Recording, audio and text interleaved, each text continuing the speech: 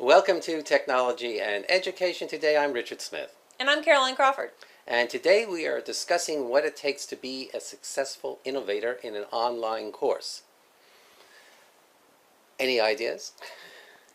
You have to be a little crazy. You have to be able to think outside the box.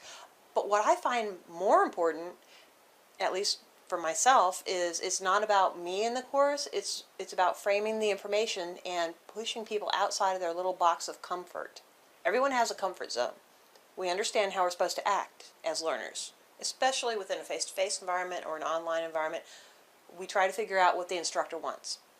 I try to push the envelope in that realm, setting up the first week or two within the course. Yes, these are the expectations within the course, but then pushing people to think outside of the normal expectations within an online environment, within any type of environment, where instead of thinking inside the box, just regurgitating all the information or framing it a little bit differently, I want people to think of new and innovative ideas because it interests me. I like coming up with new and innovative ideas. Give me new information, give me new ways of thinking about something, and I want to come up with something that hasn't been done before. Okay, it's natural inclination of people, so I want my learners to do the same thing. Miss Innovator, let's see if we can get an example of this, Dr. Innovator, from let's say, your learning theory course, graduate course. Sure. For my learning theory course, we go through each of the major umbrella learning theory arenas, and we talk about the different theorists and models within, for example, right now we're working on the cognitivist model, cognitive learning theory. So there are many different theorists and models within that realm. And as we're moving through each of the different units, I try to engage people in discussions about, okay, so I understand all the information, well stated. What are your thoughts about this? What do you think? How does this fit into the way you believe people learn? How do you yourself learn? And getting people to kind of think about things in different and new ways. It's not just about the learning theories, it's not about the theorists, it's not about the models, it's also about the actual implementation. What is your perception about how learning theories are implemented within a learning environment? Our prior unit was about behaviorism. And we have, especially within this day and age, within the educational realm, we have a lot of people who are much more constructivist in nature, discovery learning, and a more holistic view of the learning process. And I'm not saying there's anything wrong with that. What I am saying is that when you're looking at behaviorism, one needs to understand actually how behaviorism engages within the instructional environment. And it's very difficult for people who have only understood constructivism, who have throughout people who are K-12 teacher educators, when they were teacher candidates, all they really saw to a great extent was more of a constructivist push as a learning theory. So going back and hearing behaviorism, it's so bad. Well, learning more about behaviorism and how it actually works within a learning environment, within an instructional environment, within yourself as a learner, thinking back about how you learned, how do you instruct, and how do your learners learn the information, how are you framing it for them, and trying to engage them in that, the learners in that process, is a really difficult thing to do. But once people start engaging in that way and thinking about information, the learning theories in that manner, okay, now we have all this understanding, now let's push a little further. You have this understanding, how do you perceive this learning theory would work within an instructional environment? How can you tweak all of these great theorists' ideas and learning theories and models in order to work within your instructional environment? And some people come up with amazing, actually most, come up with amazing ideas as we're going through the different units. They come up with their own different models of learning. When they're coming up with these ideas, are they writing short papers, or is this on the discussion board? All of the above. Within this specific course that we're talking about, they have several deliverables for each major unit of instruction, which is focused upon a learning theory, the umbrella learning theory, like behaviorism, cognitivism, constructivism, whatever. They have... Recidivism. Terrible joke. Oh my.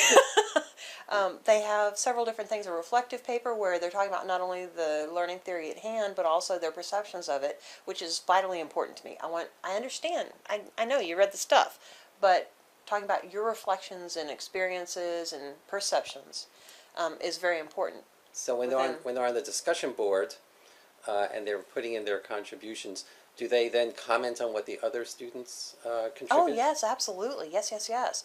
Because that's vitally important in that class. Not only they offer their information, and I push them to offer their personal thoughts as well, thoughts, opinions, but then the expectation is to respond to at least two or three other people, with the primary focus not being, oh yeah, you read somebody else's stuff, but you're thinking about the ways that other people perceive this information, which most likely is different than your own understandings. So opening up your mind to different people's perceptions and ways of thinking, instead of being in your own little box and this is the way it is, seeing that other people have opinions and they're vitally important, and hopefully expanding your thought process associated with it as well. You'd never guess that I was a northern person because I use my hands so often. It's something of a southern thing.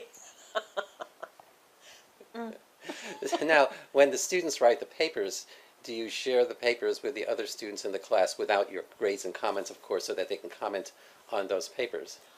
I do not share them. I request that the students post them within the discussion area Okay. so that other people can do it. If they choose not to, then I'm not going to push the matter because it's their work, and if they're not comfortable doing it, I got it.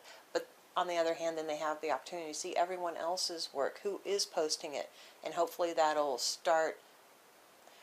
It's a trust issue within an online environment because some people will go out of their way for ego, eccentricity, not recognizing their personality. They'll go out of their way to slam, to state negative commentary and kind of call out people who are trying to push the envelope and kind of shame them into not doing that any longer.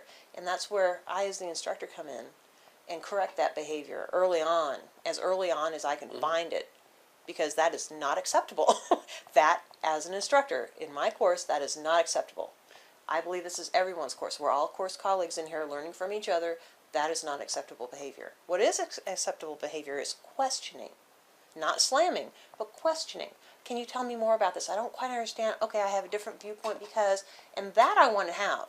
That's vitally important towards understanding what we're talking about. But so many people are so insecure with themselves that they may not realize that's what they're doing, and that is the reaction that they would obtain from other people. And correcting that behavior early on is not only to ensure the collegiality within the course environment, but also to correct the behaviors of the learner so that they may not recognize what they're doing, and calling them on it in a kind way to correct whatever's going on. Now, another way of pushing the envelope might be Well, you just glazed over, didn't you? might be the use of video as for to enhance discussions. That's another deliverable. That we use. Do you use videos of students making presentations, or have you considered this? And or do you use video discussions between a group of students within your course, and or are you willing to consider using that? I would love to have video-based discussions between people. More of an asynchronous nature, though, because it is an online environment, and because it is an online environment, when people mandate, yeah, it's an online environment, but you have to show up in a synchronous environment at this place, this time. Well, we have people who are all around the world, who travel for work all around the world or live all around the world. How in the world can you possibly mandate someone who has to be in Turkey for a month for whatever their professional realm mandates? How can you mandate that they show up we live in Central Time, at Central Time, 1 o'clock Central Time, when it's 2, 3 o'clock in the morning there, and they have to get up for work in the morning? That's horrid. No, right, so you'd have to use a workaround.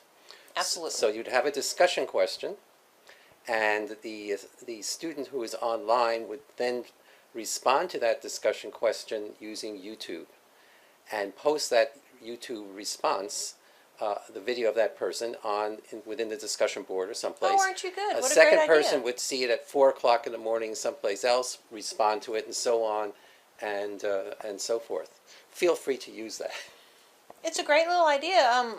What was it? HP was trying. They were testing Right. a little Gabble, I think it was called. Yeah, I think it was HP Beta product? Gabble, something like that. HP? And then it disappeared, and I thought it was a very It good was a product. great idea. But you can do a workaround with YouTube. YouTube on or there. Dropbox or something. Yeah, that's And make actually you can a make very it, you good can make point. them private, completely private or secret. So, Right. at any rate, we have reached the end of another edition of Technology and Education Today. For Technology and Education Today, I'm Richard Smith. Who thinks outside the box, as do I sometimes, Caroline Crawford. Bye.